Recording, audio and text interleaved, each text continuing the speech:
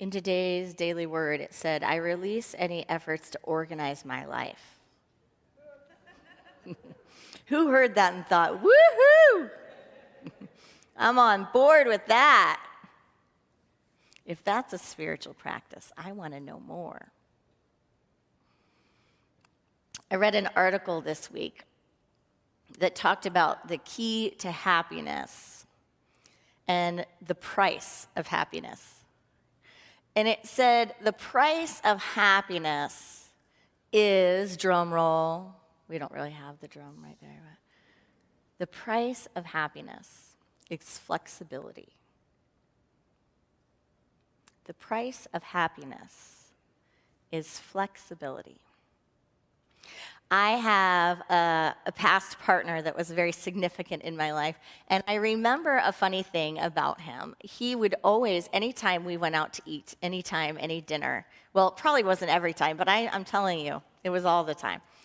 He would get his plate, his food, and he would take his first couple of bites, and no matter what we were thinking we wanted or whatever, he would take the first few bites, and then he would take a deep breath, and he goes, this is exactly what I wanted.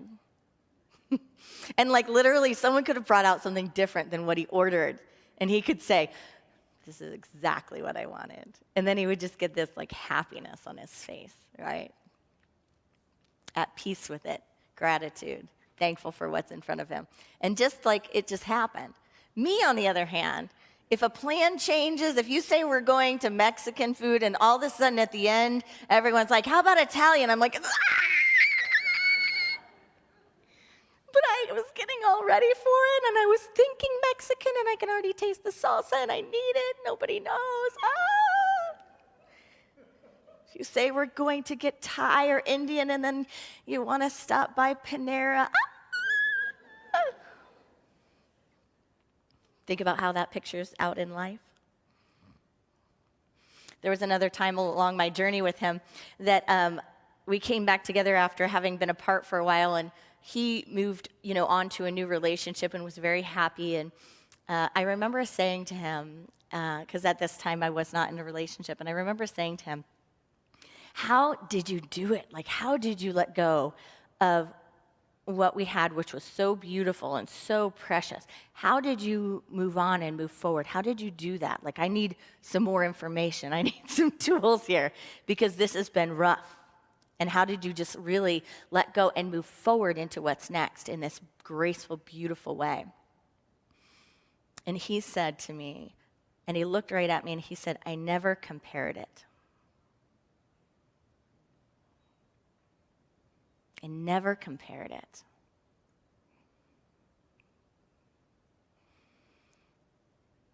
How often do we allow the mind to sabotage us? Do we allow the mind to take us onto tangents and run us into pastures where there are not beautiful flowers, but maybe there's cow dung?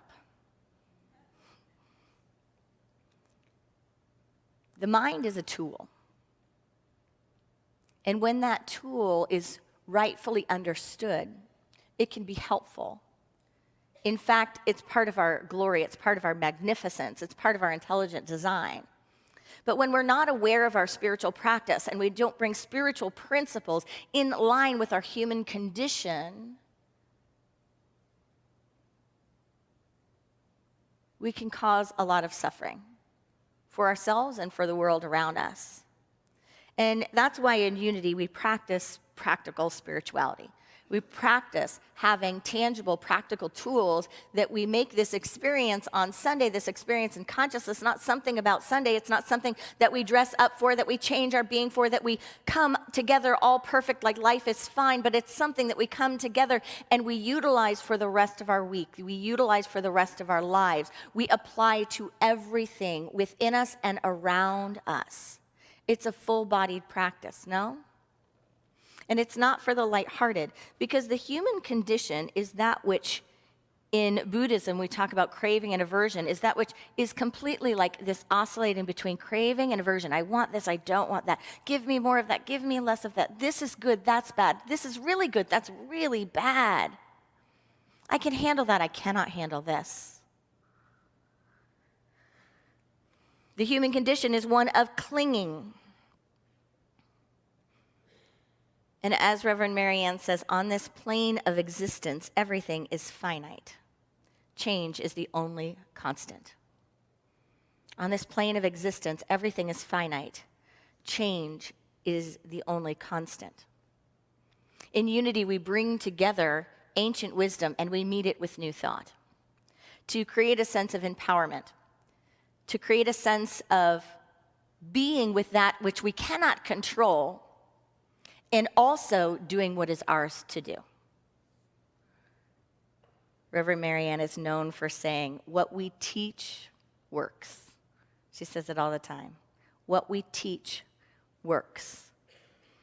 And this doesn't come from a life where there was not an opportunity to demonstrate that in very serious ways. For many of you who know, Reverend Marianne has had a daughter that's my age. 9 years ago, when she was giving birth to her granddaughter, her daughter made her transition. And I can't even begin to imagine what it takes to move through that and to continue having a life where you experience peace, joy, depth, all of those amazing things about life, and you move forward. Not only did she have that experience, but after that, she almost lost her son. She didn't, he's here. And had quite a number of other experiences that in my mind would take many people out. But she says what we teach works. What we teach works. Bringing together principles and putting them into motion in our lives creates a life that works. And no doubt, a huge price of being happy is being flexible. Being flexible with life, being flexible with what is in front of us. In Unity, we talk so much about what is under our control. You know, we talk about the law of mind action and that your thoughts are magnets, your thoughts are dynamic. They pull to themselves what you concentrate on, that what you focus on expands. We talk about the map, meditation, affirmation, and prayer, that this is the way. Through meditation, affirmation, and prayer, this is the way we recognize the universal laws, the universal truths, and we make them have their way within our being. Through spending time in meditation and making space for the mind, through affirming, through calling forth the good, calling forth which we know, that which we know is universally true, and saying, have it be so in my life. Let me show in my life that this is true. Let me see in my being that this is true. And prayer, conditioning our own minds to respond to that truth. Prayer is not to change God, but it is to activate the Godness within ourselves. But then there are times in life, know that we've each had, where we have the parts of life that no doubt in this human condition, it's hard to say, I have control over that or I chose that. We have the part of life that we don't look at as much that goes, that just happened. That just happened. And what do I do with that when I can't change it? And when I can't, in good conscience, sit here and say, I don't wish it away.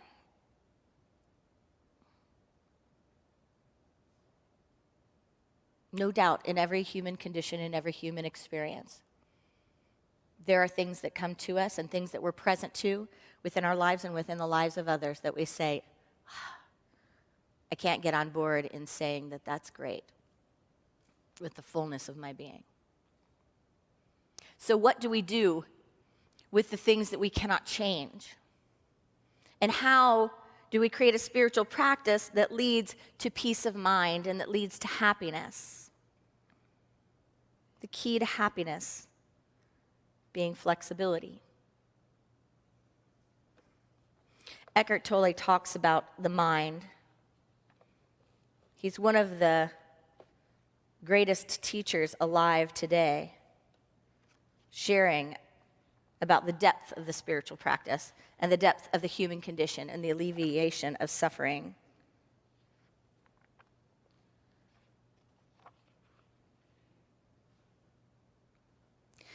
He says, you may find it hard to recognize that time is the cause of your suffering or your problems.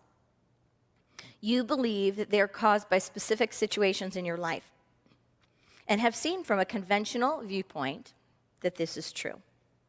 But until you have dealt with the basic problem, making dysfunction of the mind, its attachment to past and future and denial of the now, problems are actually interchangeable.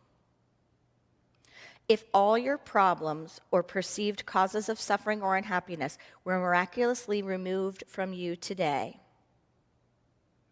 but you had not become more present, more conscious, you would soon find yourself with a similar set of problems or causes for suffering, like a shadow that follows you wherever you go.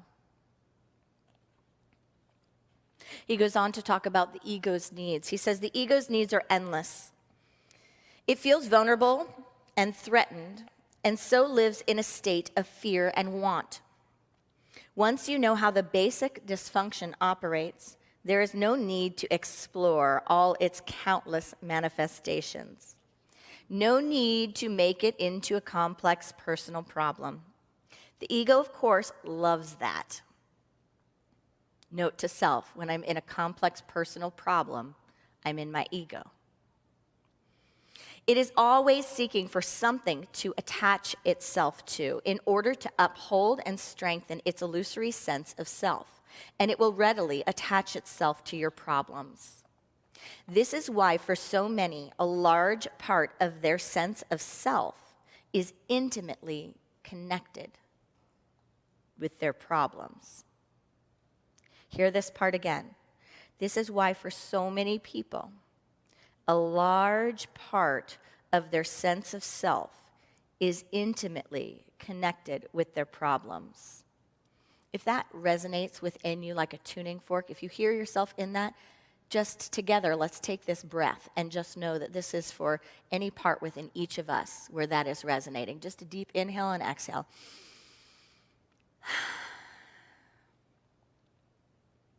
Once this has happened, the last thing they want is to become free of them, free of the problems. That would mean loss of self. That would mean loss of self. See why it's so critical that we have a mindfulness practice that detaches the self, the identity of self, with the problems.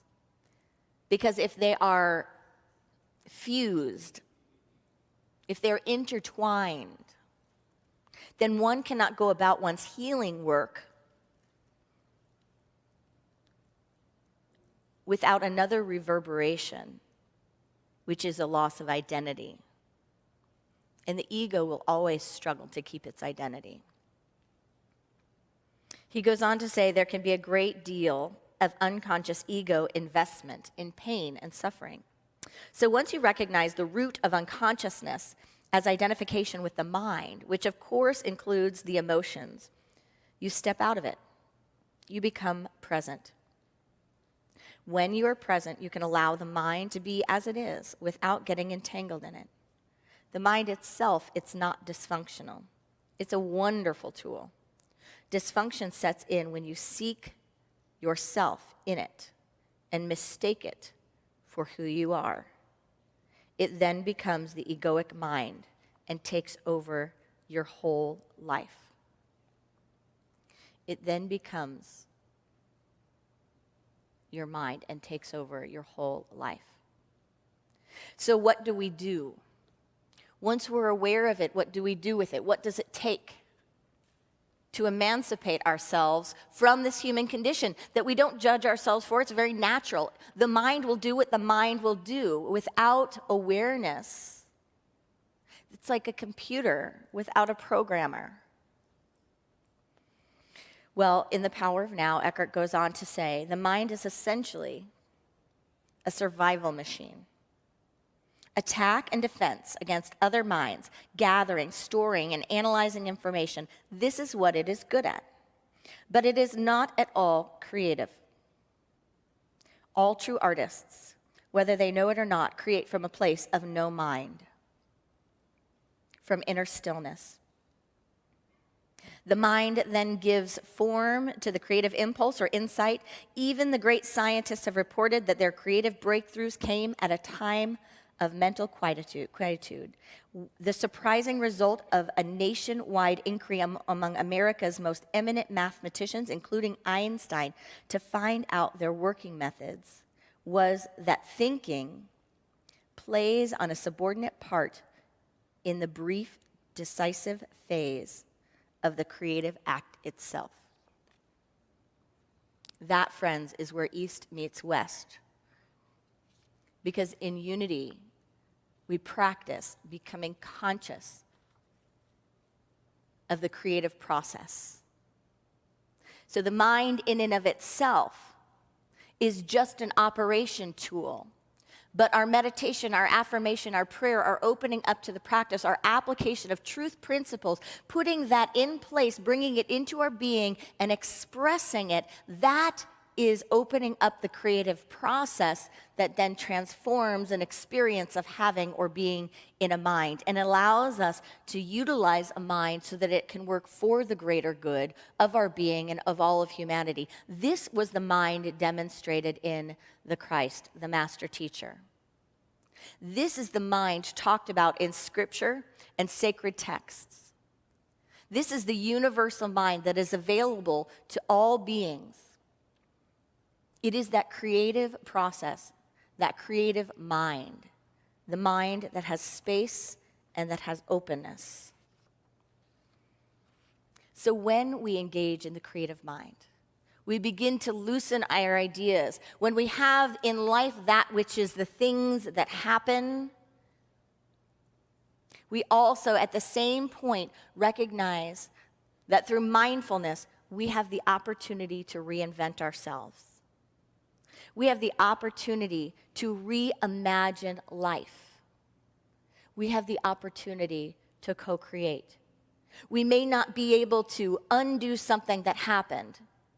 If an arm is severed, we may not be able to put one back. But we certainly can explore the edge of creativity that is ours to experience in the new form we have. At times, we must reimagine our future. And then we get back into the driver's seat. Then we experience the part of the practice where we have a choice. In fact, lots of choices. But the biggest pitfall that we experience in the human condition is when we have resistance, when we resist that. And what does resistance really look like? Resistance looks like resentment, carrying around resentment about things. It's like being the Tin Man and having no oil. We begin to harden.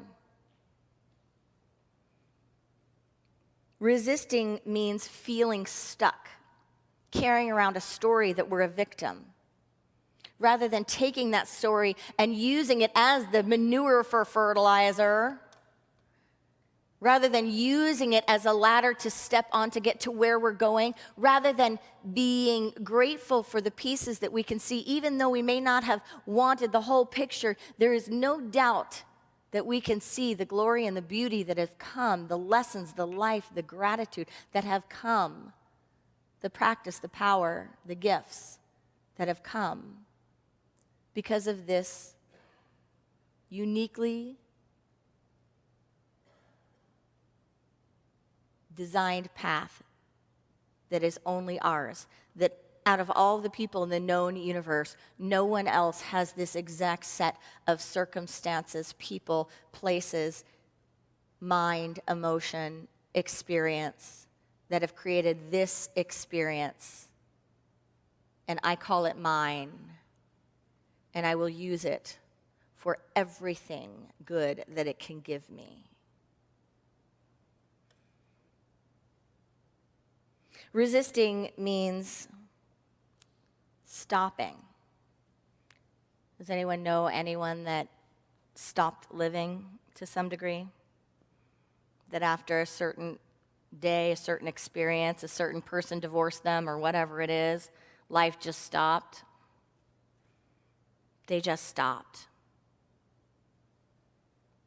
It's like what someone did to you, you did to yourself over and over every day after that moment. That's resistance. That song, The Day the Music Died. And we were singing, bye, bye, Miss American Pie. Drove my Chevy to the... You don't want to sing it? But the levee was dry. Them good old boys were drinking whiskey and rye, singing, this'll be the day that I die. You didn't think you were going to sing about whiskey in church today.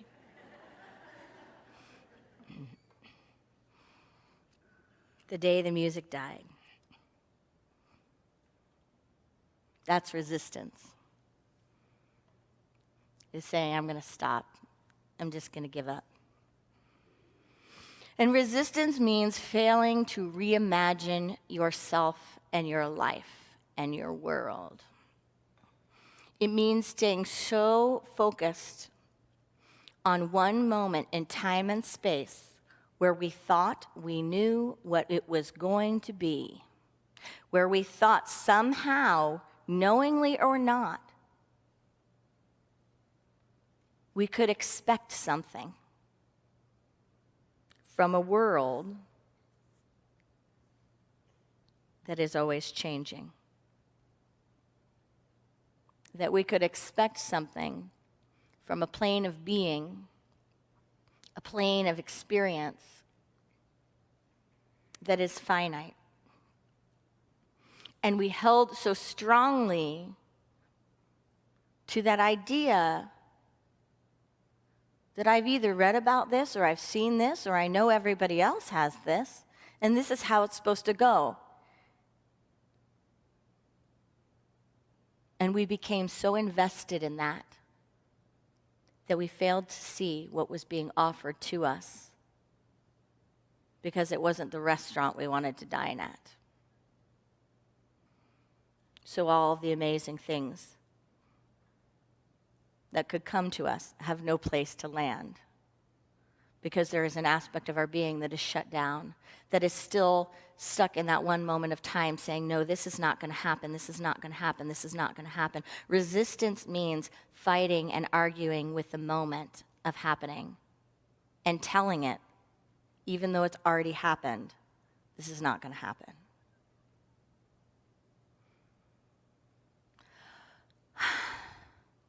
Can we give ourselves permission to have our disappointments, to have our wishes and have our dreams,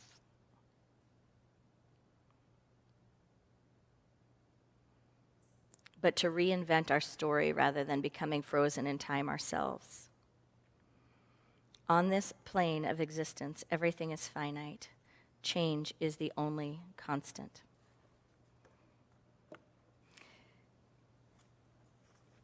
The key is flexibility. We don't put new wine into old wineskins.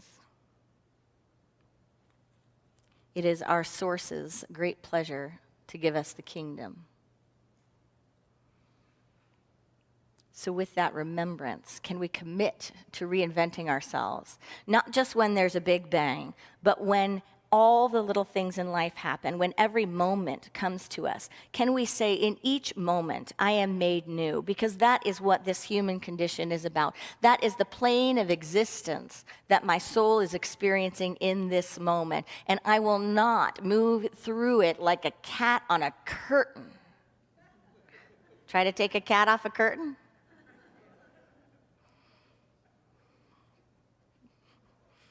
I will do the best I can with what is in front of me. I will do the best I can with what is in front of me.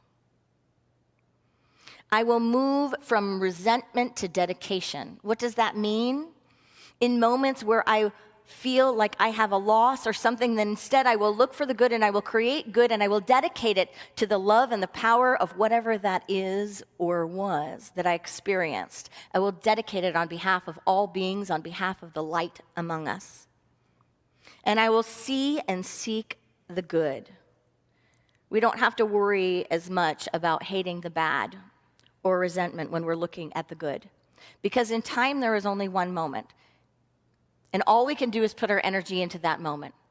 And the grace in that is that we don't have to try not to dislike things. We don't have to try to dislodge the things that feel like they keep us stuck. All we have to do is choose that moment differently and say, there is some good here. I guess I can choose to see it. I'm going to talk about it. I'm going to think about it. I'm going to rest in it. I'm going to be grateful for it. I'm going to ask it to multiply.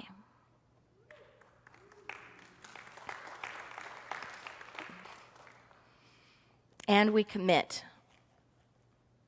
to reinventing ourselves by dreaming. Are we willing to keep dreaming, to keep visioning? One of my favorite Unity authors, Reverend Sig Paulson, who stood on this very stage, this community, he said this in his book, Your Power to Be. He said, as love expands its operation in our lives, we are lifted more and more into the harmony of the universe, and a new order is developed in our experience. We are plunged into the source of all good, the light and the love of our inner being, and we are no longer so dependent on other people or certain set patterns in the outer world for our happiness. Like Reverend Marianne says, what we teach works. He says this does not mean that we do not appreciate others or the outer world. In fact, we will appreciate them more because we no longer have to expend quite so much energy trying to enforce our tight little patterns of order, what we think is right and wrong, on them. We no longer have to pass judgment quite so often or violently on the appearances or disappearances in the outer scene and the outer sense. Our sense of order becomes less rigid. It acquires a flexibility that enables us to flow with life rather than fight our way through a world that seems intent on going its own way, particularly when we try to hold it in a certain pattern of behavior or stability. So I want to close with a reading from mindfulness teacher Jeff Foster. You will lose everything. Your money, your power, your fame, your success, perhaps even your memories. Loved ones will die. Your body will fall apart. Everything that seems permanent is impermanent and will be smashed. Experience will gradually or not so gradually strip away everything that it can strip away. Waking up means facing this reality with open eyes and no longer turning away. But right now, we stand on holy ground. For that which will be lost has not yet been lost. And realizing this is the key to unspeakable joy. Whoever or whatever is in your life right now has not yet been taken away from you.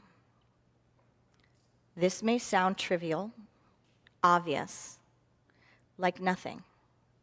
But really, it is the key to everything. The why and how and wherefore of existence. Impermanence has already rendered everything and everyone around you so deeply holy and significant and worthy of your heartbreaking gratitude. Loss has already transfigured your life into an altar. Impermanence. Everything around us is so sacred and so holy when we acknowledge and step into this moment and this practice. So here's to living in that holy moment. Namaste.